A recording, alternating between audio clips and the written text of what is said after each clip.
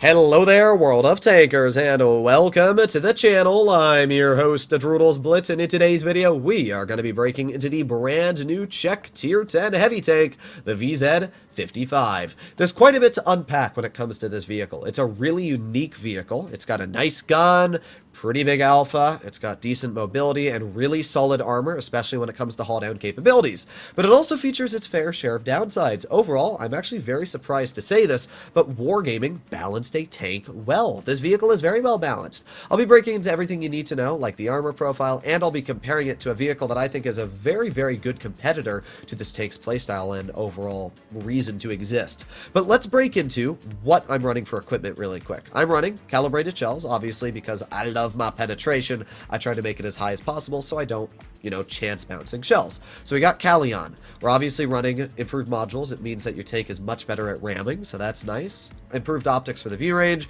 enhanced gun laying drive for better aiming time. We've got improved assembly for the hit points, and by the way, not a lot of hit points on this tank, at only 2544. It's actually one of the lower hit point heavies at this point, similar to like a Chieftain Mark 6. It's not bad, but when you compare it to the IS-7, IS-4, and honestly 60 TP Type 71, it's a bit lower on the sides. When it comes to the engine accelerator, obviously, because that gives me a much better power to weight and everything like that, we got refined gun, we've got toolbox, and finishing it off with consumable delivery system. Now, the main reason I wanted to talk about equipment is because of refined gun versus V-stabs. If you were to look at all of my tier 10s, I am running V-stabs, and that is because not only does it make your aiming time better, but it makes your tank 15% more accurate on the move, which is really, really important, especially for inaccurate heavy guns. However, for this tank, it carries a special mechanic, which is called combat stabilization. We can see that right here. This mechanic, when you're going less than 15 kilometers per hour, means that your tank will be insanely accurate on the move, especially when it comes to dispersion on the move. So very accurate. Not to mention, it also means that your aiming time is going to be about 20% faster. So overall, the tank has a really cool mechanic that I don't really like. I know, it's weird to say that. I thought that this mechanic was going to make it essentially that when you're driving less than 15, your tank was going to be instantly aimed in.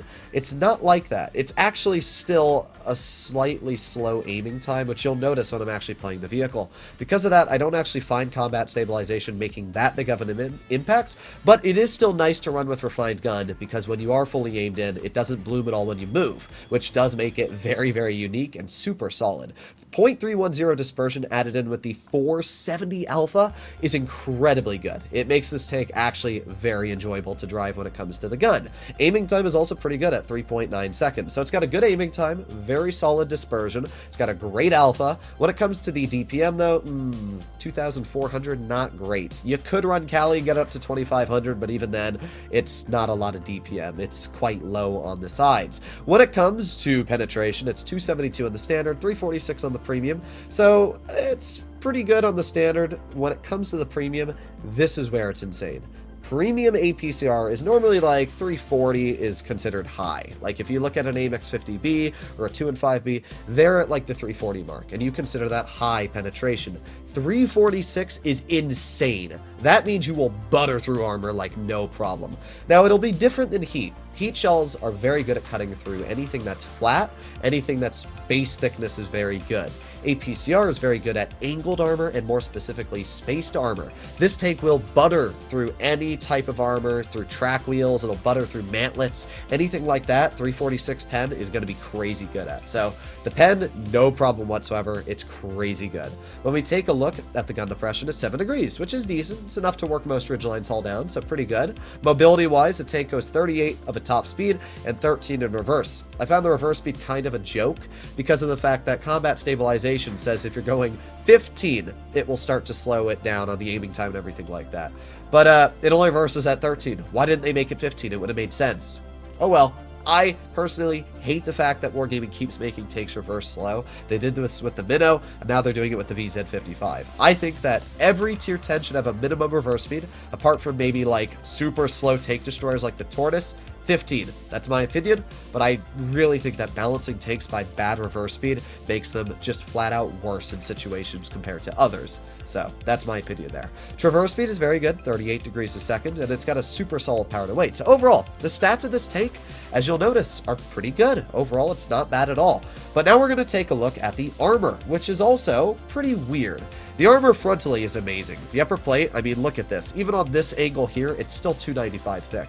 And I can confirm it's that thick because I was actually aiming at one of these fully above it, and I had to load premium to cut through its upper plate. So yeah, on flat ground, even with premium shells, you're never going to cut through this. It's over 500 thick. Insane. When it comes to the turret, well, it's got some weak spots here and there. Like the mantlet, I have been penned in. This is a very rare pen because of the fact that the mantlet around it has spaced armor, which is ridiculously thick. But if you are able to confirm a pen, you can go right through the edge of the gun mantlet for about pretty easy 260 pen. As well, you can cut through underneath it, although the chances of doing that are quite slim. You'll notice that this tank is actually very hard to face hug. Normally, vehicles like the IS-4 you can face hug, and if you can cut through their engine deck, you can pen it. But this tank is a very cool mechanic. You'll notice that it's got armor that actually edges off of the vehicle. You'll notice that here, it lips over it. Because of that, it means that when you're face hugging this vehicle, you'll notice you actually can't see the engine deck. Very cool, and it actually makes it super hard to pen a face hug. Do not face hug this tank, but it does have a hatch, a very, very weak hatch, only about 215 thick, and it's also got another hatch on the other side, 240 thick. Because of that, yeah, it's got some weak spots. Even when you're fully hull down, that hatch is completely exposed, especially because the little bit of armor here that's spaced actually leaves a perfect groove right for you to be able to shoot through into the hatch. So yeah, the armor is very good, but it's also got a big weak spot. I always dislike the fact that Wargaming makes these really good haul down tanks and then just ruins it all by putting a big hatch on it. And yeah, that is kind of the case for this vehicle. I can't tell you how many times during the live stream I was fully hauled down and I just get domed right in the hatch. So do keep that in mind. Another thing to keep in mind, look at how high up the suspension is on this tank. You don't realize this until playing it, but if you actually take a look, for example, I'm comparing the VZ to a 5A, and look at how much lower down the 5A is. You can see that here. The suspension on the VZ is freaking jacked, which is not good. It means that when you're trying to sit haul down, a lot of the time your lower plate is just completely exposed and you don't even realize it. So that is a big downside of this vehicle's armor, which you can notice here. It's definitely quite irritating on that aspect, and I don't love that, but overall, the armor's pretty dang solid. I really can't complain. It's very good. Side armor, trash. Rear armor, trash. You can see that here. So, essentially, don't side scrape in the tank too much. You can see the lower parts become very weak. Just stay frontal on. You'll do the best possible. Now, the vehicle I actually wanted to compare this tank to showcase a bit of a difference is the 5A. The 5A is what I kind of believe to make the VZ overall kind of pointless. Now, I'm not saying the VZ's bad. As I said, it's a very good tank, and the 5A costs money, so I'm not saying to go and buy a 5A, but from the experience I have playing the VZ, which you'll see in just a moment, I kind of just think the 5A is a lot more enjoyable. When we take a look at the 5A's armor, on flat ground, yeah, it's bad. But so is the VZ's, because you got that massive lower plate. When you're hull down, the 5A's armor becomes impervious. The upper plate's over 330 to 40 thick, and obviously when you're loading heat, it's going to be very hard to pen. I mean, even the VZ's super high APCR can't cut through the 5A's upper plate.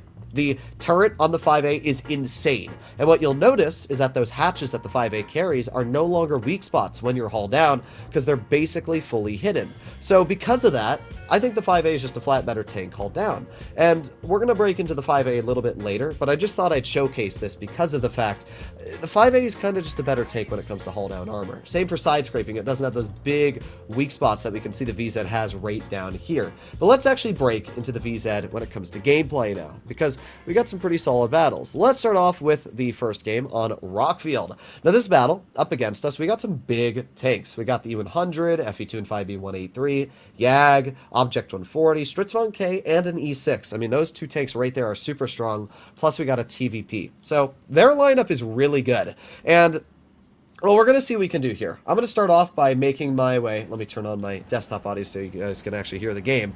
But we're going to start off by making our way just to a hull down position. This is a tank that you should only drive hull down. that's quite common sense because of the way you can see the armor is angled. It's not like an IS-7 where the lower plate's kind of obtrusive and makes it very easy to pen, and the IS-7 obviously doesn't have great armor when it's hull down because of the fact it doesn't have great gun depression. This tank can work quite well hull down, and that's exactly what we're going to do here.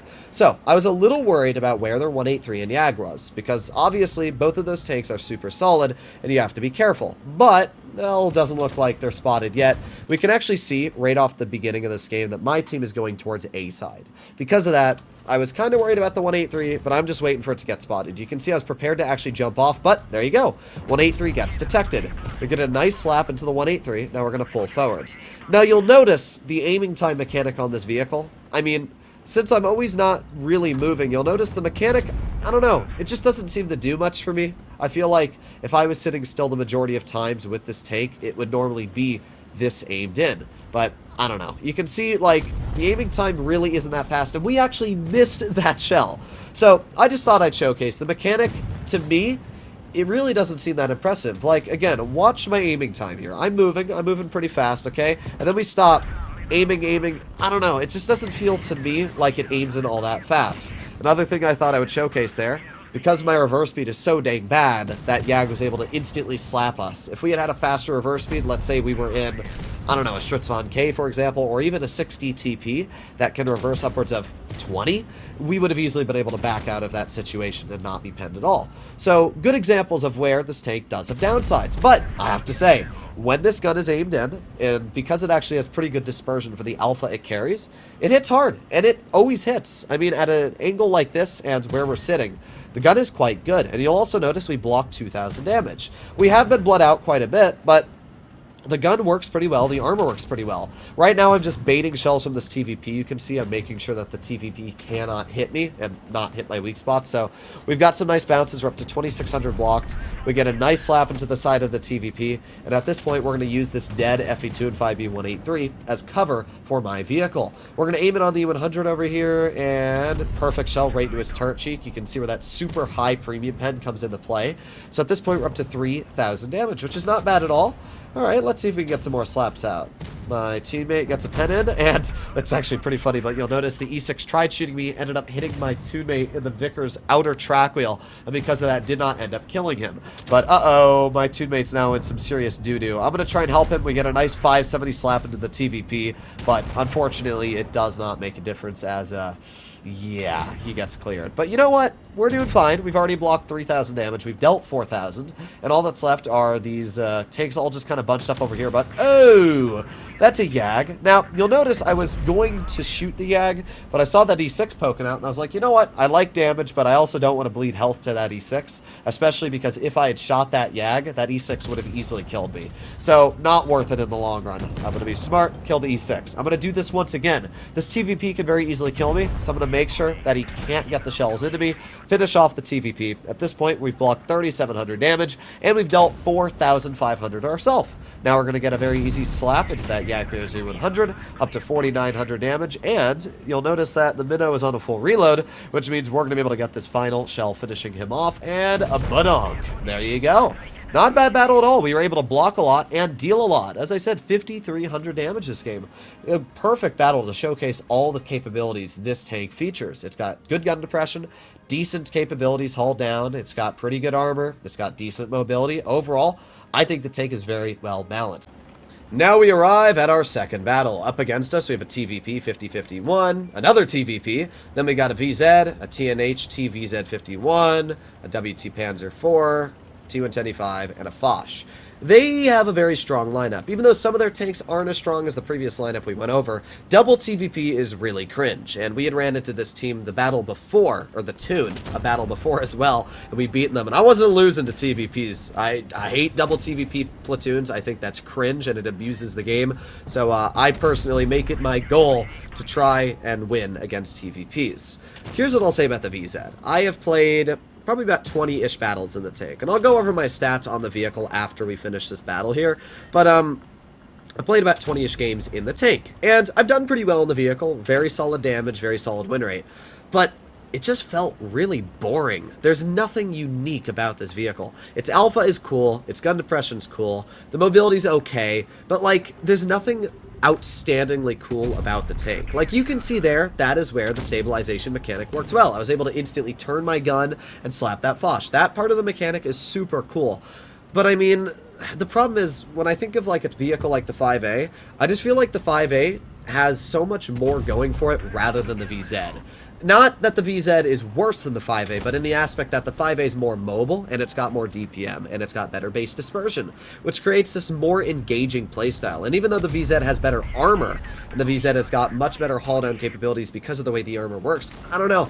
I just feel like the 5A feels more exciting than this tank. I just felt really bored after probably about the 5th or 6th battle in the vehicle, but it doesn't take away from this vehicle being very solid. This is a super good tank for not only beginners, but it's just a super good tank in general. We can see here I'm going to use that big ol' HE Alpha to get a massive bonk into that enemy TVP there, and oh boy, we are rolling in damage. Already up to 2,800 at this point. My tune mate here, Fallen, is getting absolutely YOLO'd by these TVPs, and I'm trying to do the best I can here. We got the TVPs, but I just can't get a shell out, so I'm going to try and help out Fallen. He's got himself kind of pinned, so I'm like, okay, I gotta go in. I gotta help him now. Unfortunately, that TVP gets a freaking 1,400 clip into poor Fallen here, which kind of sucks, but that's fine, because I'm going to get a nice clear into that enemy Foch, stopping him from killing Fallen. Now we're going to make our way over towards the one TVP. Since both of these TVPs are on clip reloads at this point, by the time I get here, sure, he might have shells, but we're full health, so it's not like it's really going to matter all too much to me. Aim it on him, boom, get a nice slap in. Unfortunately, this enemy TVP does finish off Fallen, which is a bit sad, but it doesn't matter. As we see, I'm already up to 3,400 damage. We're going to get a nice monk into the TVP, and now I'm just going to give him a nice little love tap, and there you go. We get a 3,900 damage finish. I don't think we get any more damage out this battle, and even if we did, it wouldn't matter.